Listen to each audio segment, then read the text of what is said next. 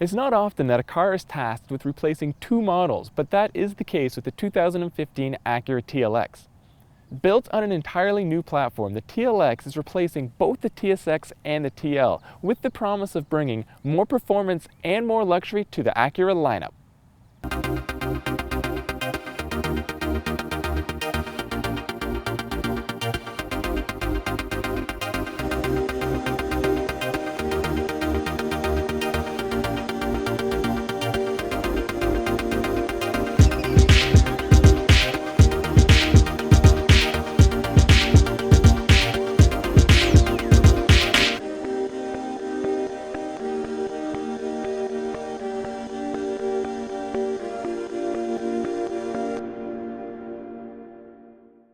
Power for the TLX comes from two all-new engines, a 2.4-liter four-cylinder developing 206 horsepower and 182 pound-feet of torque, or a 3.5-liter V6 developing 290 horsepower and 267 pound-feet of torque.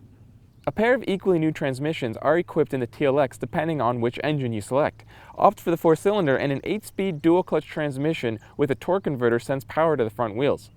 Go with a V6, and a new 9-speed automatic is paired up with either front or all-wheel drive. The four-cylinder TLX is expected to get 24 miles per gallon in the city and 35 miles per gallon on the highway, while the front-wheel drive V6 is rated at 21 miles per gallon city and 34 miles per gallon highway. Pricing for the TLX will begin at just under $31,000 for the base 2.4-liter version, while the fully loaded V6 super handling all-wheel drive with the advanced package will begin at $44,700. The TLX is instantly recognizable as an Acura thanks to familiar styling cues and that controversial front grille. Like all new Acuras, the TLX features the dual-eye LED headlights, and there are, of course, LEDs all around the exterior of the car. As a replacement for two cars, it makes sense that the TLX fits in between the TL and the TSX. It's 3.8 inches shorter than the TL, but rides on the same wheelbase and offers the same amount of passenger space between the front and rear seats. The TLX is offered with all the luxury features you'd expect in this class of vehicle. Things like heated and cooled seats, the latest version of AcuraLink, Siri eyes-free technology, and an optional ELS sound system pumping through 10 speakers. The seats provide good comfort up front, and all the materials used in the TLX are what we expect from the latest Acura, but nothing more. Rear seat actually fits adult passengers, and there is over 13 cubic feet of trunk space.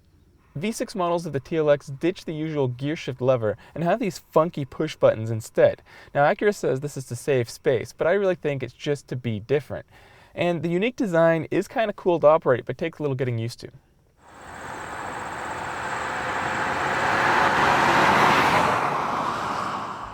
The 8-speed automatic dual-clutch transmission features a torque converter, a first for a DCT according to Acura. Now, the reason they put this into the transmission is they say it eliminates the jerkiness that a lot of DCTs have when you first leave the line. We never got to experience this transmission in stop-and-go traffic, so we don't really know if it works. But what we do know works is the short gearing. And combined with a four-cylinder engine, the only engine you can get with the DCT, it produces a really fun-to-drive experience. Shifts are quick both up and down, especially in the Sport Plus mode, and the engine loves to rev. The entry-level TLX weighs in at under 3,500 pounds, and even V6 models are lighter than the 2014 TL V6. Part of this weight savings comes from the 9-speed automatic transmission. That's the only transmission available with the V6, and it's actually lighter than the 6-speed found in the old TL. Unlike the four-cylinder, the TLX with the V6 is available as front or all-wheel drive. Now, when you get the all-wheel drive, the car becomes quite heavy, and it approaches more the 3,800 pound range, and you can really feel the weight difference behind the wheel. As torquey as the V6 is, I'm not a big fan of the 9-speed automatic. It's not the quickest reacting transmission, and at times we found that when getting on the gas, there's a noticeable hesitation from putting your foot down to the car actually reacting. But on the highway, the V6 and the 9-speed are a great combination for cruising, and this car will return, as I said earlier, pretty impressive mileage for a V6. Every TLX will come standard with Acura's precision all-wheel steer. What that means is the rear wheels will steer a little bit either with or against the car depending on speeds. Now, combined with some fat sway bars, and through these curvy country roads, the car responds quite well. The four-cylinder car is more engaging to drive because it is lighter and it features a better weight distribution front and rear. And for those who want even more handling, there's AHA, which is Acura's Agile Handling Assist. Now basically, it uses the stability control to brake each wheel individually and help the car rotate through corners. Acura actually refers to it as brake vectoring, which makes sense because that's what it's doing as opposed to the overused cliched torque vectoring. But performance is only one aspect of a luxury car, it also needs to be refined. So Acura's first step was to quiet the car down. They've applied sound deadening foam in key areas and claim to have plugged up all the holes in the car that now reduces air pass-through by 50%. And honestly, inside, it is really quiet. But even better than how quiet it is, these cars are comfortable. This car may not be the most engaging to drive, but it makes up for it in its comfort. I think Acura's found a good balance between the two for a car in this class.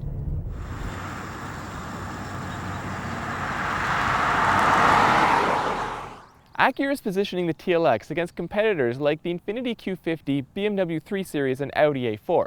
Now this may seem a little ambitious, but remember, the TLX starts at an asking price lower than the BMW 320i. Start adding things like V6 and all-wheel drive, and the TLX becomes a little too expensive and makes less sense.